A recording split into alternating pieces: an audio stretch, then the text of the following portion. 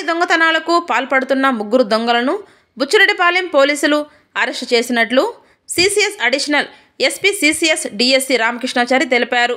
బుచ్చిరెడ్డిపాలెం తోటపల్లి గూడూరు మండలం వరిగొండలోని శ్రీ జ్వాలాముఖి అమ్మవారి ఆలయం, ప్రకాశం జిల్లా కలిగిరిలోని రైతు భరోసా కేంద్రంలో ముద్దాయిలు దొంగతనానికి పాల్పడ్డారని తెలిపారు. నిందితుల నుంచి 42 సవర్ల బంగారు నగలు, ఒక టీవీ స్వాధీనం చేసుకున్నట్టు తెలిపారు. నెల్లూరులోని ఉమేష్ చంద్ర కాన్ఫరెన్స్ హాల్లో శనివారం నిందితులను మీడియా ముందు హాజరుపరిచి కేసు వివరాలు వెల్లడించారు. సిసిఎస్ డిఎస్సి రామకృష్ణాచారి, సిఐలు సాంబశివరావు, కోటేశ్వరరావు, హైమారావులతో పాటు సిబ్బందిని అభినందించి రివార్డులు అందజేశారు. బుచ్చి పిఎస్కి సంబంధించి 26/6/24 ఇన్మేట్స్ ఆప్షన్స్లో ఒక టీచరు టెంపుల్కి నర్రవాడ తిరునాళ్ళకి వెళ్ళి ఉదయం వచ్చేటప్పటికి లాక్ బ్రేక్ చేసి ఇంట్లో ఉన్న